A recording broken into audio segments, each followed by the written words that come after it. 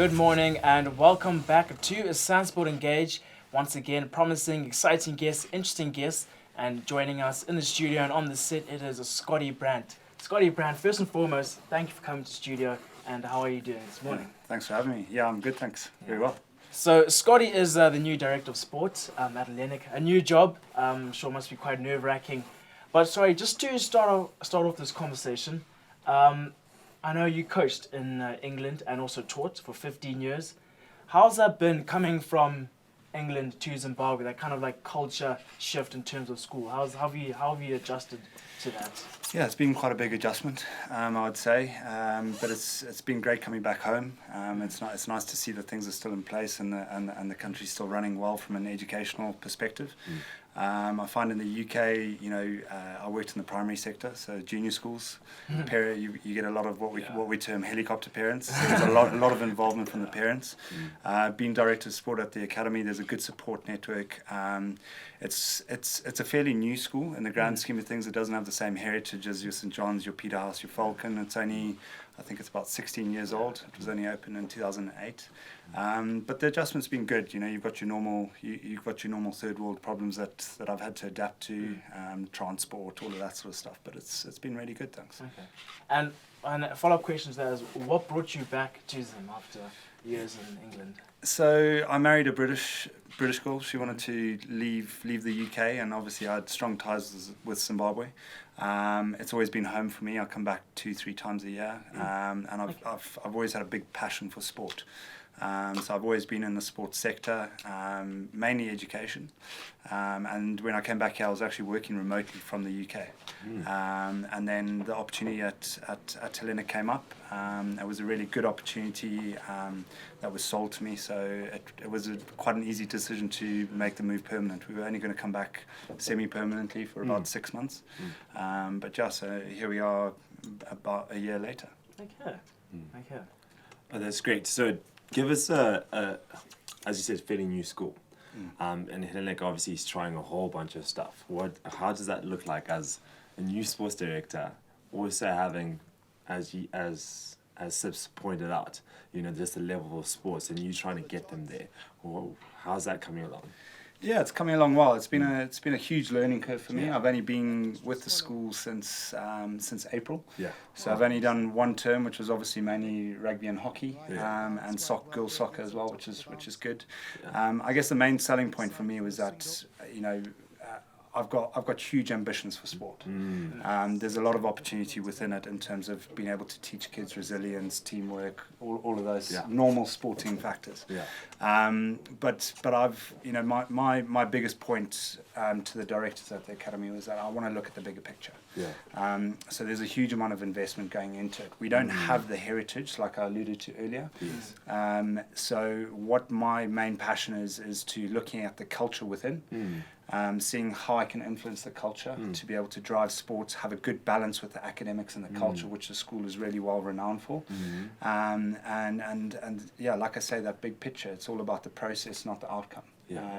Within Zimbabwe schools, there's always a huge focus on the outcome, and I get that to a certain degree.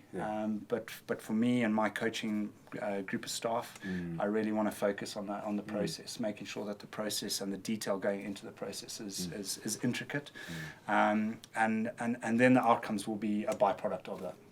So looking ahead, we've got a big development coming along just down the road here at Gun Hill. So the sporting facilities will be second to none in kind of 10 years' time. So that's going to be really exciting, and that was one of the big pull factors for me to accept the job, accept the role. And so, Scotty, let's look. You said you've been here for a term and you experienced the rugby season of Hellenic. Let's dive into that a little bit.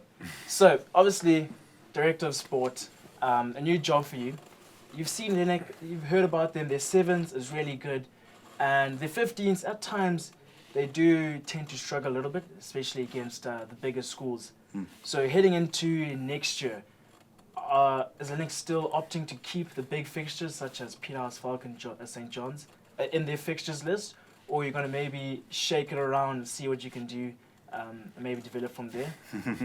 Good question. I'm a strong believer in in not necessarily implementing change for the sake of implementing change. I think the growth trajectory that the rugby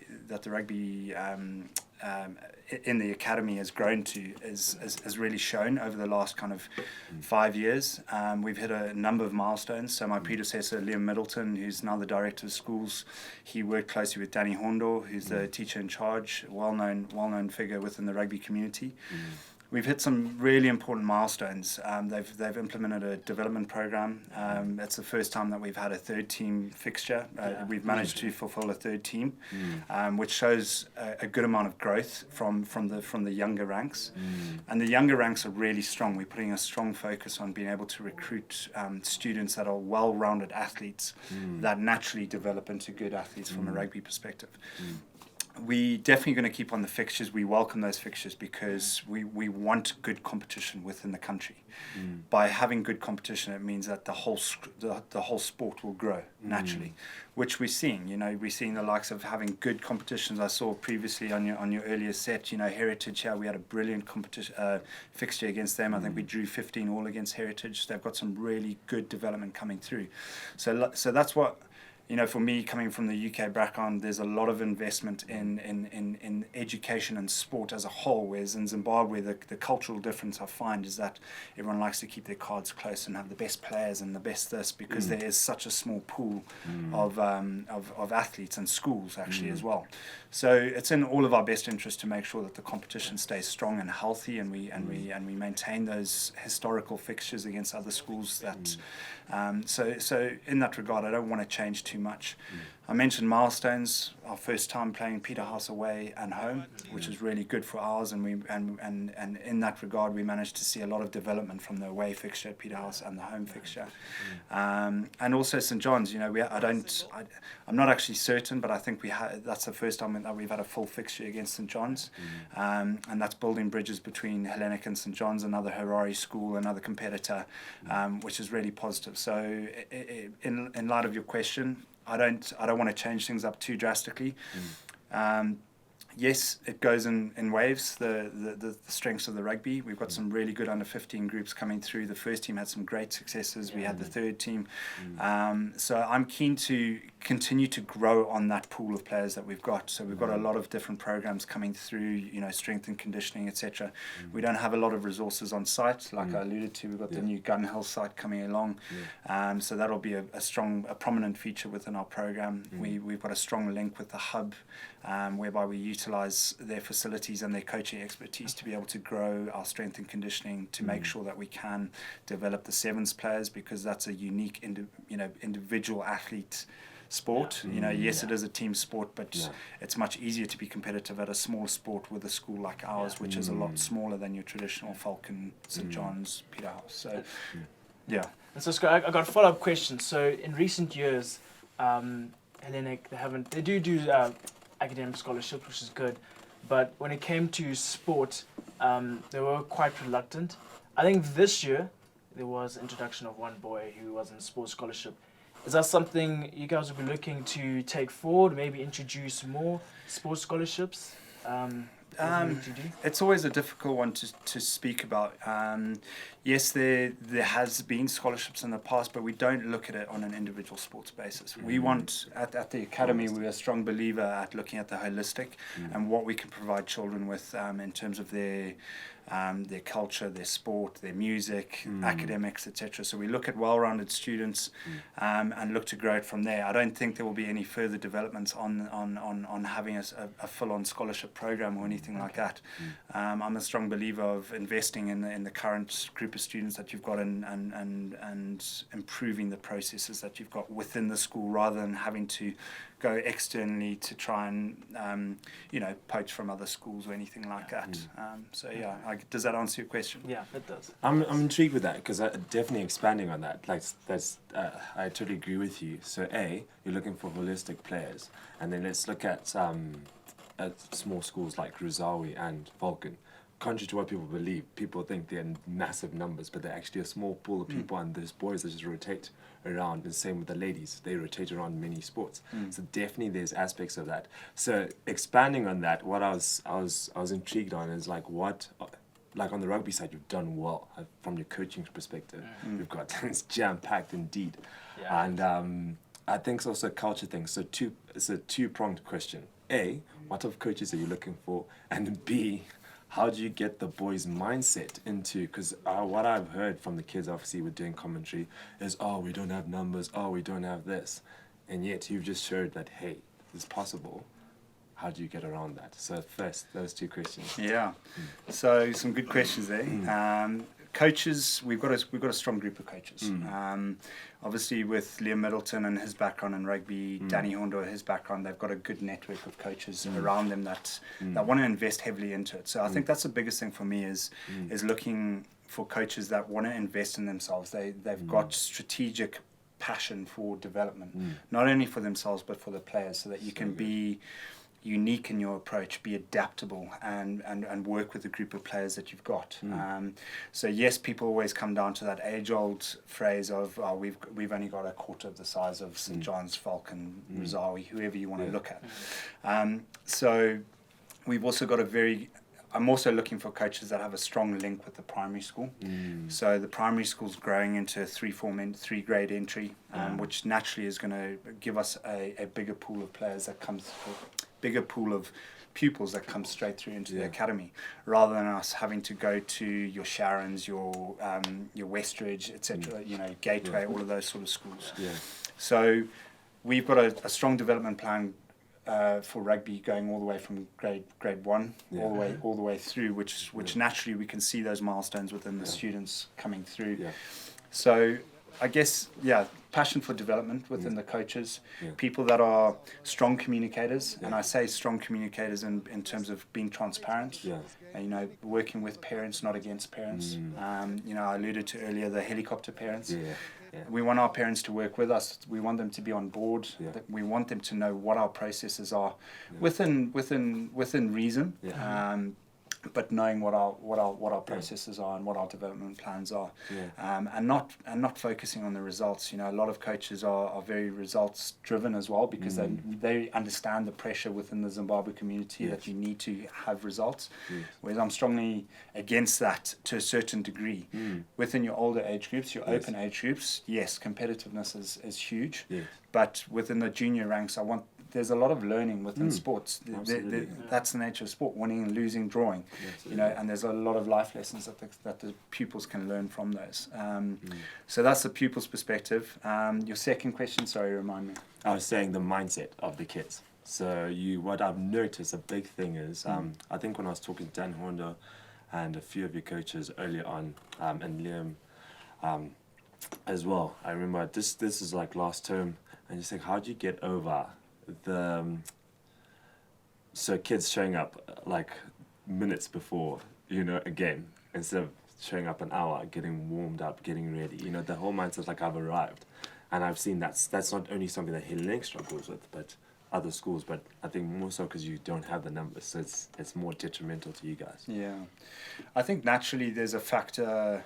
Being a day school, there are a lot of moving factors. So naturally, you're always going to have drop-offs. Parents might have to leave out of town, and then they can't get a lift or whatever the case is. So there's a slight difference between boarding schools and day schools, and that's a big learning curve for me at the moment. But I think it is a question of the culture. So we talk about heritage and St John's, Falcon, St George's, and I don't like to relate to those schools a lot, because we are our own individual school, and it's all about looking at your culture inside.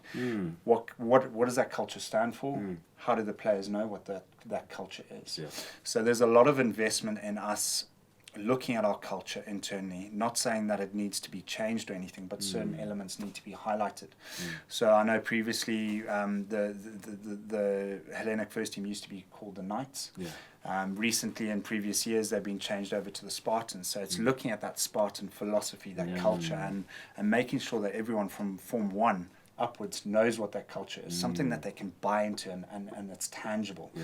You know, they come to a first team fixture and there's something that they really can aspire to greatness to. Yeah. And so it's about really driving that culture. The coach has been on board with that culture, and Yeah. all of our messaging, all driving towards that culture. Yeah. You know, loyalty, integrity, honor, pride. Wow. Have pride in that jersey that you're wearing. Yes, you might not get the results week in, week out, but it's about what's going on at practice. Are you all there early? Are you having lunch together? You know, that kind of culture that they buy into, which I think over the term that I've been there, I've really witnessed a difference within a term, which is quite amazing. And that says something about our coaches. Yeah. Okay. Yeah. And Scotty, if we just step away from a rugby and we look at a different sport, you know, or Hellenic water polo. Now, it's always been a very competitive sport in Hellenic. We've been able to compete nationally, internationally as well. They've always also been very good at hosting, you know, this most recent holiday little session, not little, a week of water polo. Yeah. It's obviously paid off. You know, just last weekend, the girls' under 19 players trophy, Hellenic unbeaten, and also lots of selection in the under 19 squad. But if we look now at the boys, this year they were able to make the final twice. However, there were quite big margins between them and CBC. Is that is there something being done differently for next year, do you think, or are you going to kind of let the process of change and progress and development just keep doing its thing and maybe you'll get there? Yeah, as we've alluded to previously, sports results goes in waves. So you're going to have your strong years, you're going to have your weak years. Not saying that this is a weak year, but I think CBC have done a huge amount of work into investing into their swimming department. So you're looking at the fitness of those players, and you know that second half of the game they really do take off because fitness dies out. We are a small school in the grand scheme of things, and you've got to work within your remits. You know, we've got X amount of sessions that we can work on to be able to do fitness. So it's really, I think the biggest thing is that culture side of things is making sure that the players are aware of the culture, what we're trying to do. You've got to work within your resources. What are you doing outside of school that those kids can invest in themselves to make sure that their fitness is strong? The technical aspect is always going to be there. We've got a brilliant group of coaches that work tirelessly every afternoon with those kids, and the kids work hard. But sadly, you know, sometimes that's just the way the cookie crumbles, isn't it? Your score lines are going to fall away sometimes, and that's it mainly comes down to fitness in my eyes, but that's a very naive experience of mine because I've only witnessed 4 weeks of water polo. But yeah, we're doing great things outside of that. We've got a brilliant facility that's been there. All the other schools are actually really raising the bar.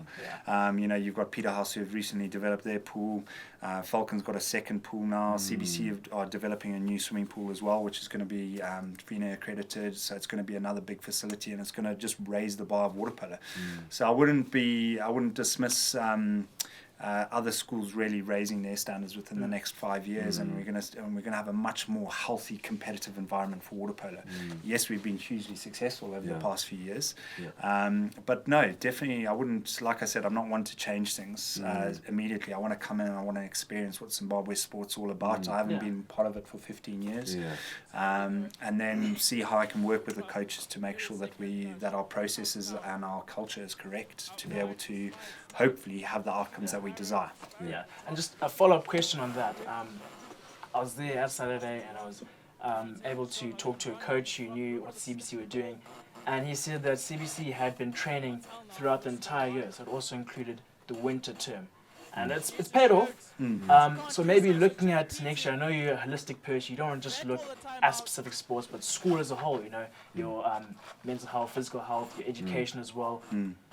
Would it be something to consider, maybe making water polo something that the kids, or maybe the first team or the senior age group, train throughout the year, or do you want to just keep it to the summer terms to allow them to explore other sports? It's interesting that you ask that question. I get asked that question quite often, and I try to keep it as open-minded as possible. I'm one that. So my coaching philosophy kind of dismisses early specialization. When you're looking at 16, 17, 18-year-olds, it's slightly different. Now, they've got to take a certain amount of responsibility themselves. There are processes in place. All the schools are working closely with Zimbabwe Water Polo to try and ensure that there is a program whereby these kids from a water polo perspective or swimming perspective can enhance their performance outside of a school environment. Our jobs as educationists is to provide a holistic environment for them to flourish in music, drama, culture, clubs and societies, academics, etc. So I've got a certain amount of resources to be able to offer those students. It's now up to us to make sure that we can, and I'll come back to what I was saying, sorry, but the big difference in the UK is there's a huge infrastructure in grassroots sports, not just from a school perspective, but from clubs, etc. So, for instance, you know, if you're doing swimming, you've got 2-3 sessions a week within your school to be able to offer those kids. There's not a lot of opportunity for them to really advance it to the next level.